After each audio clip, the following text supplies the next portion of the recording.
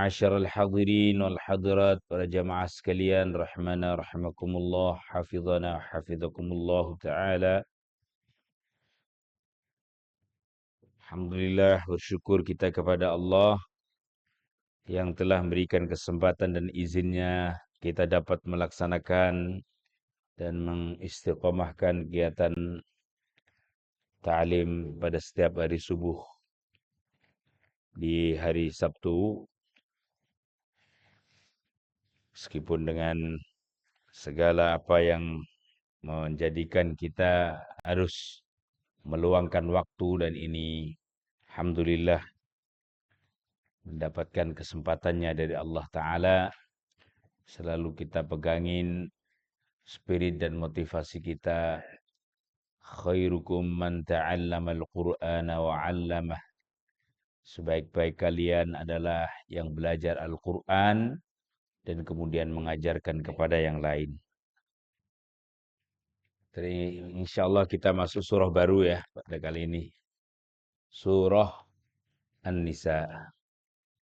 Jadi Al-Fatihah, Al-Baqarah, Ali Imran, dan An-Nisa. Surah keempat daripada urutan dalam surah-surah Al-Quran.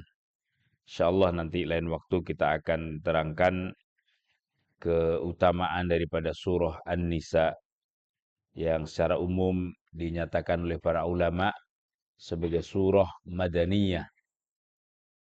Jamaah sekalian sudah memahami surah Madaniyah adalah surah yang diturunkan Allah Ta'ala di Madinah setelah hijrahnya Nabi Sallallahu Alaihi Wasallam, dengan jumlah surah 100, dengan jumlah ayat 176 ayat, lebih sedikit dibanding surah Ali Imran yang jumlah ayatnya 200. Ali Imran pas sekali ayatnya 200. Kalau ini 176.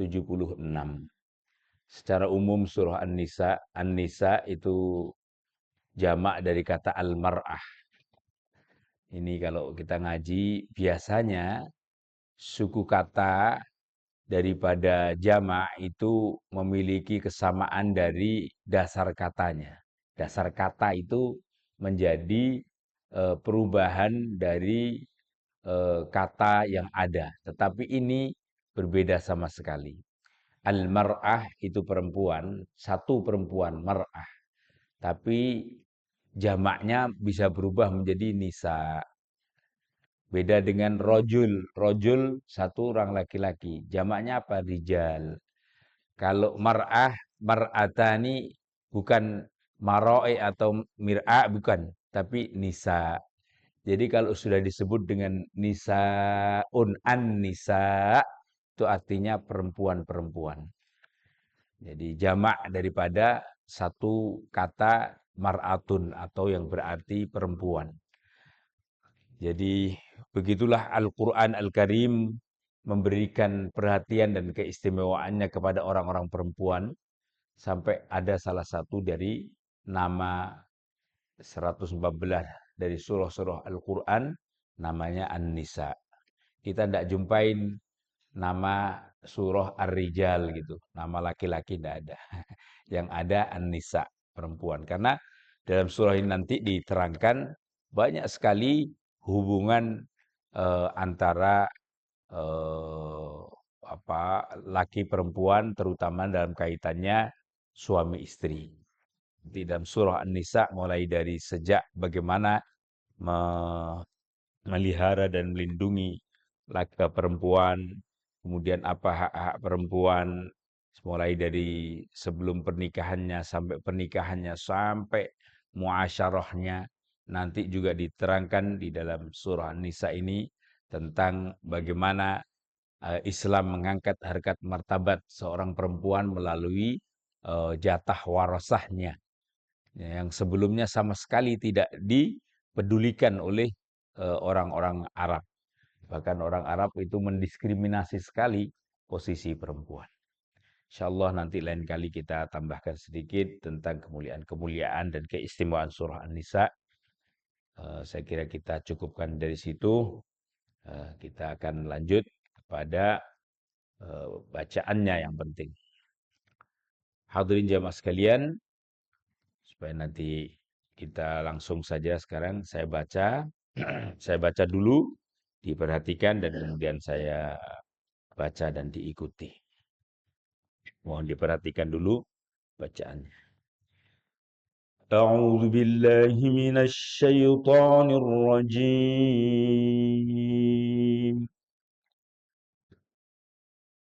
بسم الله الرحمن الرحيم.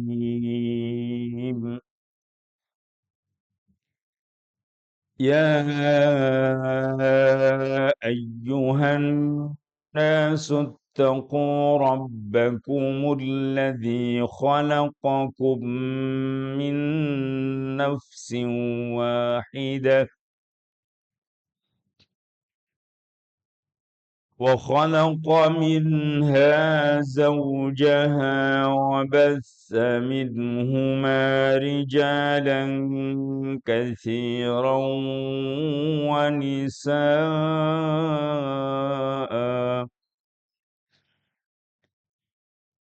واتقوا الله الذي تساءلون به والأرحام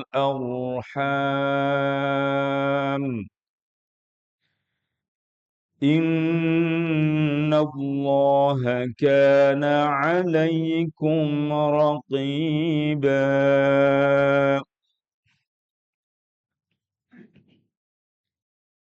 وآتوا اليتامى أموالهم ولا تتبدلوا الخبيث بالطيب ولا تأكلوا أموالهم إلى أموالكم إنه كان حوبا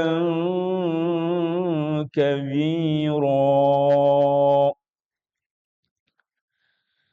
وإن خفتم ألا تقسطوا في اليتامى فانكحوا ما طاب لكم من النساء فانكحوا ما طاب لكم من النساء مثنى وثلاث ورباع فإن خفتم ألا تعدلوا فواحدة أو ما ملكت أيمانكم ذلك أدنى ألا تعولوا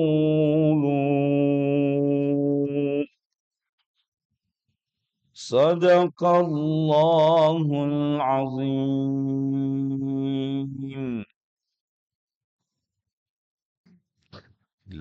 Kemudian awal daripada surah An-Nisa masih memang menyebutkan panggilan secara umum kepada umat manusia.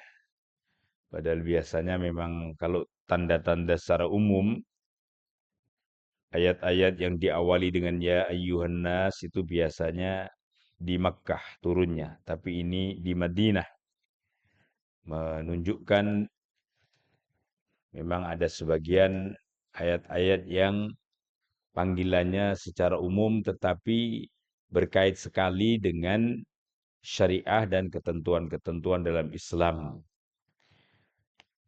Ini ayat spesial yang biasanya dibaca setidaknya pada walimah arus saat-saat akad nikah dan juga resepsi pernikahan. Karena memang ayat ini secara eksplisit menjelaskan tentang perintah untuk menikah. Dan bahkan di ayat berikutnya ini yang sering dijadikan dasar daripada ayat untuk berpoligami ini. Jadi ayat yang kedua menegaskan fankihu ma taba lakum. Mohon maaf, ayat yang ketiga, fankihu ma taba lakum minan nisa'i mathna wa thulatha wa ruba'. Ini memang satu-satunya ayat yang menjelaskan dan membolehkan kita untuk menikahi perempuan-perempuan muslimah mulai dari 2, 3, dan sampai kepada 4. Jadi perintah asalnya menurut sebagian ahli tafsir memang pernikahan itu dibolehkan menikahi perempuan langsung 2, 3, atau 4. Ada yang menyatakan begitu. Perintah asalnya memang berkait dengan perintah 2 atau 3 atau 4. Baru kemudian dinyatakan oleh Allah, fa in khiftum alla ta'dilu. Tapi kalau kalian khawatir, kalau kalian takut untuk tidak dapat berlaku adil kepada mereka-mereka yang kau nikahi dengan 2, 3, atau 4 itu, maka perintah pastinya adalah fawahidatan, nikahlah satu saja. Au ma malakat aimanukum, atau engkau membersamai atau menikahi aiman, atau dulu ada perempuan-perempuan yang menjadi amahnya, menjadi wanita peliharaannya. Dzalika adna alla ta'ulu, yang demikian itu lebih dekat agar kamu tidak berbuat zalim kepada mereka. Ya, konon kalau persyaratannya harus adil semacam ini memang tidak gampang. Jadi perlakuan adil itu menjadi syarat utama kalau kita berani lebih dari satu. Kalau potongannya nggak bisa melakukan sesuatu yang adil, ya ndak usah membuat diri kita pusing-pusing. Nah, ini bahasa pusing-pusing ini lain. Pusing-pusing ini kalau kita pening. Tapi kalau pusing-pusingnya orang Brunei atau orang Malaysia namanya berkeliling. Ya, saya kemarin diajak, apa Tuhan nggak pusing-pusing? Pusing-pusing kemana? Kita aja udah pusing, tambah pusing lagi. Pusing-pusing lah Tuhan, kata panggilannya kan. Pusing keliling-keliling. Nanti jamaah sekalian, memang ada kaitannya juga di sini pernikahan itu dengan memelihara anak-anak yatim. Karena dulu banyak sekali perempuan-perempuan Islam yang suaminya banyak meninggal di medan peperangan. Sehingga ada perintah dari syariat untuk menikahi janda-janda yang kemudian memiliki yatim. Ini tentu kaitannya adalah supaya kita dapat memelihara, menaungi, melindungi mereka, karena dalam tradisi orang Arab utamanya itu perempuan jarang yang kemudian punya kewajiban menafkahi atau mencarikan nafkah untuk keluarganya, tapi adalah lelakinya. Karena itu kalau kemudian sudah kehilangan lelaki, kehilangan suami, itu pasti dia akan sulit sekali memelihara anak-anaknya yang kemudian menjadi yatim. Itulah perintah kemudian Islam turun supaya mereka-mereka yang punya yatim itu engkau nikahi.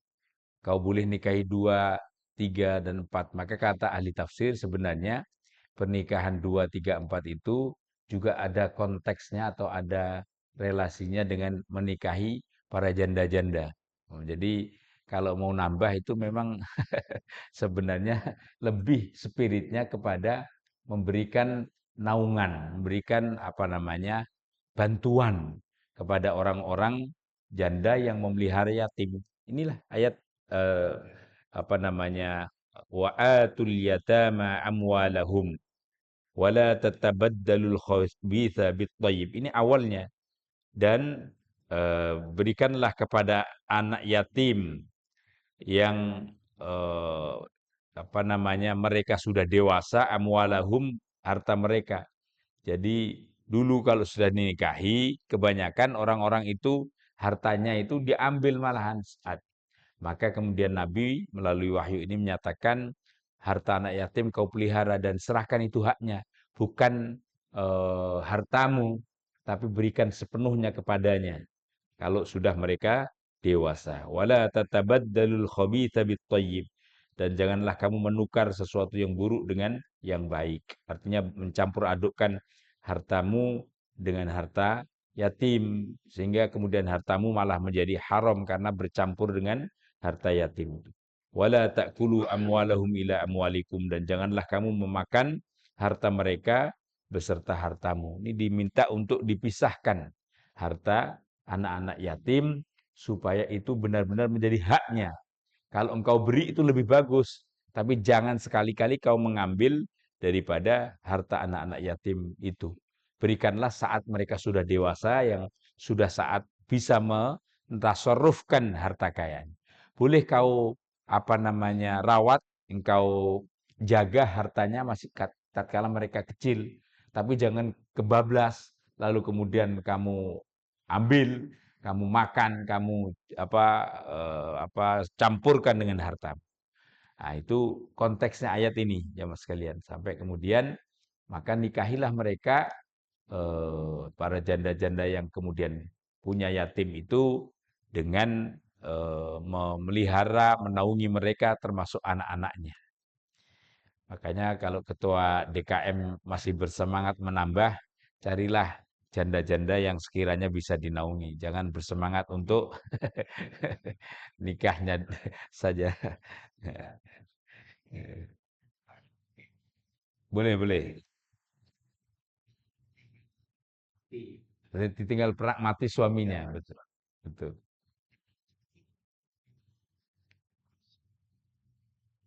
Termasuk di dalamnya, karena yang kasusnya yang banyak, memang janda ditinggal mati oleh suaminya karena terbunuh dalam peperangan.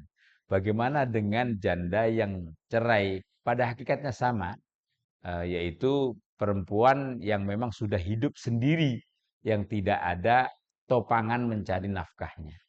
Jadi boleh, Haji Budiman apa berminat itu? Kalau itu kan dulu, Pak Junan. Itu kan dulu, sekarang juga ada janda ditinggal meninggal, tapi jarang. Kecuali kalau mohon maaf kemarin kasus COVID kemarin, banyak itu. Tapi kan itu hanya pas saat-saat terjadi dalam situasi tertentu. Bagaimana dengan cerai? Sama saja, itu janda yang memang juga statusnya sendiri, statusnya sudah ini konteksnya itu tadi, usaha yang punya yatim. Bagaimana yang tidak punya yatim? Ya enggak apa-apa, minimal kalau nggak ngerawat yatim ya ngerawat jandanya lah. Ya, apalagi janda kembang maunya Pak Lilin. Tapi konteksnya adalah lagi-lagi menaungi, me- memberikan nafkahnya, menjaga mereka, dan inilah syariat. Sebenarnya ke situ spiritnya. Maka sudah benar daripada mohon maaf hidup lalu menyendiri atau sendiri, apalagi yang sudah sesama meninggal istrinya. Saya kira kalau punya kemampuan, ada kemungkinan, silahkan melanjut. Ini Pak Desis nggak ada ya Pak Desis? Oh lagi Semarang ini. Ini semacam, tapi kalau sudah sepuh dan sekiranya tidak mampu, ya silahkan disesuaikan dengan kondisinya. Baik, jamaah sekalian, mungkin lain kali nanti kita eh, berikan penjelasannya. Baik, jamaah sekalian, masih ada sedikit waktu, kita lanjut eh, praktek daripada supaya selesai. Bila perlu ini juga dihafalin, tinggal kita mengulang-ulang hafalan. Kemarin sampai mana zal ya? Sekarang ro ya. Ro, nanti ro ini masuk kategori huruf idgham bila gunnah. Jadi saya bisa idgham bila gunnah, memasukkan kalau ketemu tanwin nanti.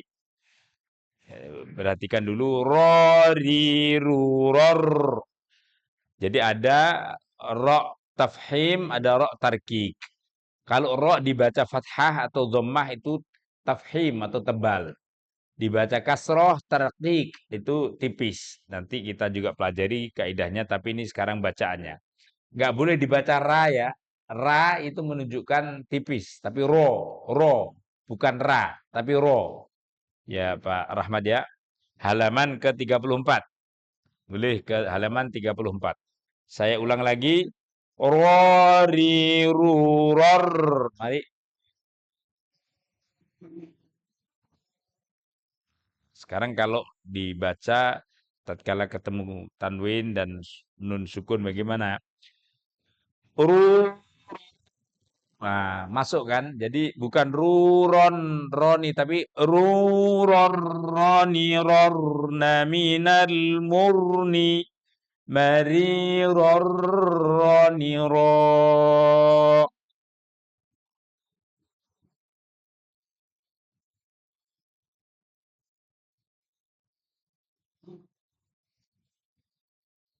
Masih kurang benar, kurang kurang kompak. Ingat ini agak susah bacaannya memang karena idgham bila gunnah itu hanya ada dua huruf. Wadghim bila gunnatin fi lamin wa ra. Jadi ya, kalau ke tanwin atau nun mati ketemu ro masuk. Mohon diperhatikan ya. Ru rorna minal murni mari rorrani ra.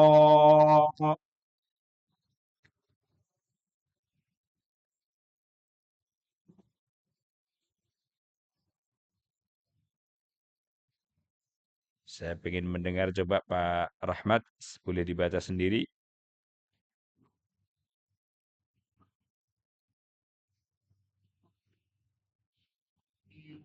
Betul. Monggo Pak Joko.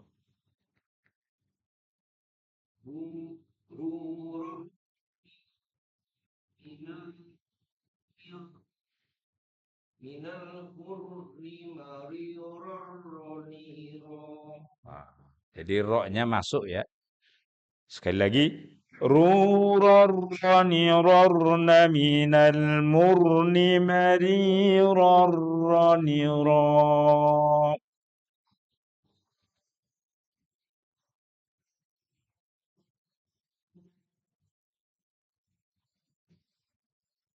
Ya.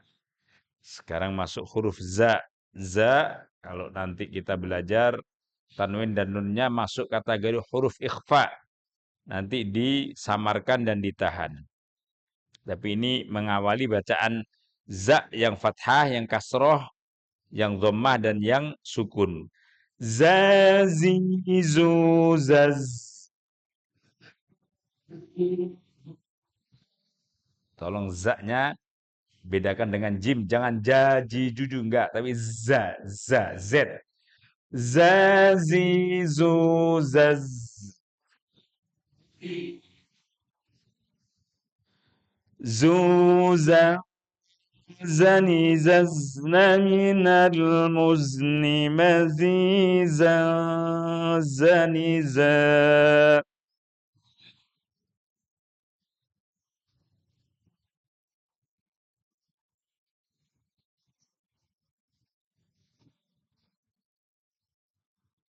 Monggo, monggo Pak Giatno coba di Pak Giatno, silakan dibaca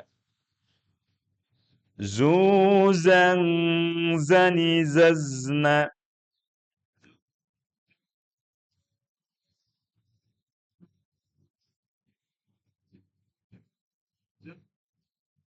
Iya, monggo Pak Jibudi. Ya,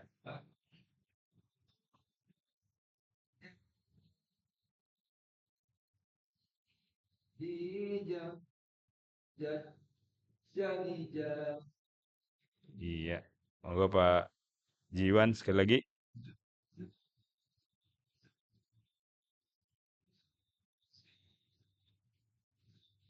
Iya. Jadi di akhir itu pendek ya, jangan sampai dibaca zaniza enggak, tapi zaniza. Tadi udah benar bacaannya.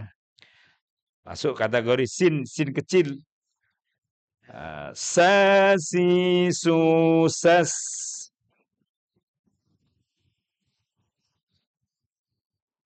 Susan sani sasna minal muslimasi sa sanisa.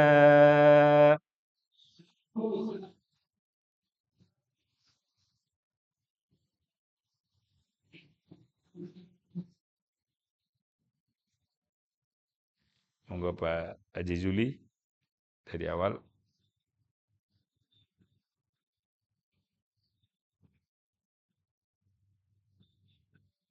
Iya.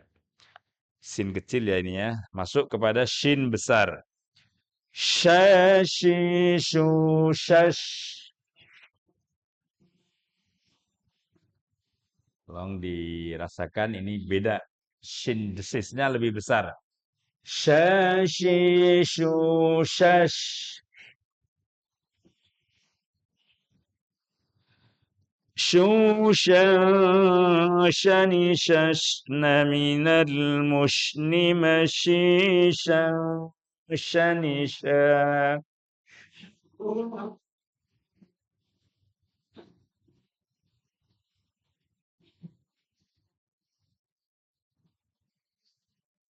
Nah, ini kalau hukum nun mati dan tanwinnya masuk kategori dua-duanya ikhwa.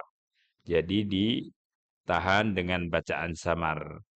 Masyisha shanisha. Itu bacaan ikhwa. Jadi bukan masyishan shanisa itu salah, tapi harus masyishan shanisha. Coba Pak Sobri, fadal.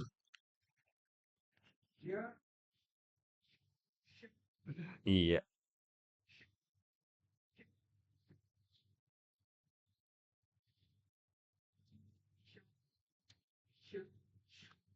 iya. Ini bacaan daripada shin. Kerasakan antara sin kecil dan shin besar. Ro, za, sin, shin. Satu lagi, sot. So, bukan saya, so. So, si, su, sos. Jadi kalau kita ingat so ini sama dengan kita kalau mau bilang sosis. So, so bukan sasis kan enggak? So, pakai so. So, si, su, sos. سوسن صنصصن من المسن مسيصا صنصا.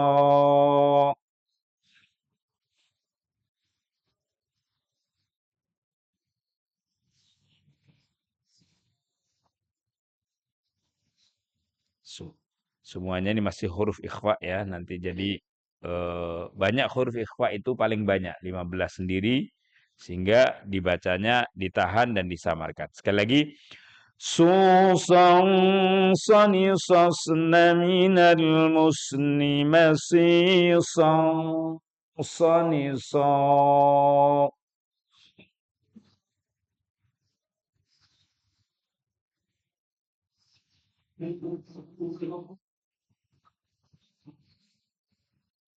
Bapak Haji Budiman coba dipraktekkan. So, si, su, sos, so, sos. Iya.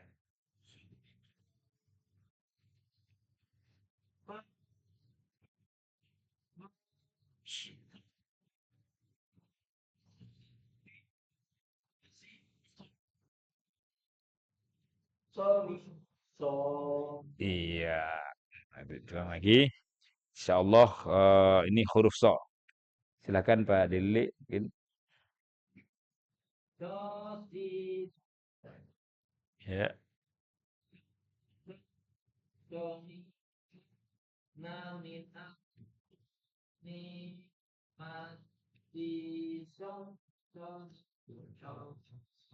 Jangan baca Sony, so tapi Sony so.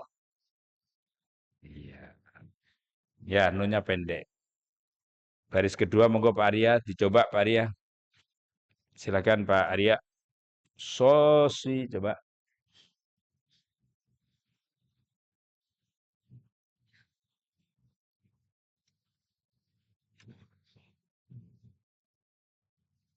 Iya, terakhir Pak Nasrul, monggo.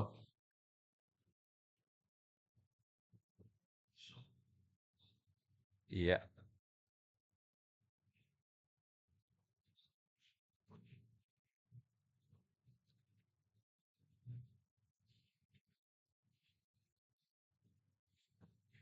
kurang dengungnya. Minal musni masih sang saniso.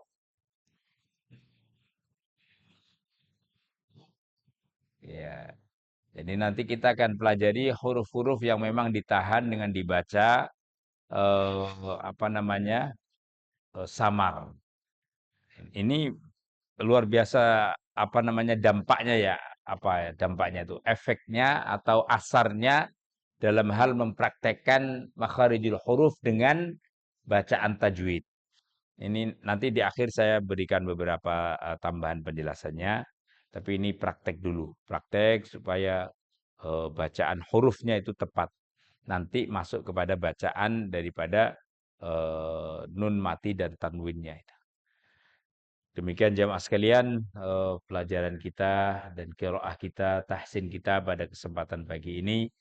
Semoga Allah berikan kemudahan seterusnya dan kefasihan saat kita membaca ayat-ayat Al-Quran Al-Karim. Mari kita akhiri dengan baca doa bersama-sama. Allah Quran waj'alhu lana imama ونورا وهدى ورحمة اللهم ذكرنا منه ما نسينا وعلمنا منه ما جهلنا وارزقنا تلاوته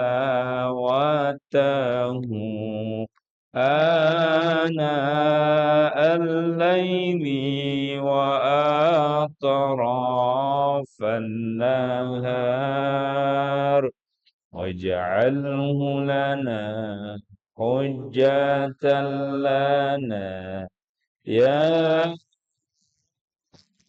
رب العالمين آمين يا رب العالمين.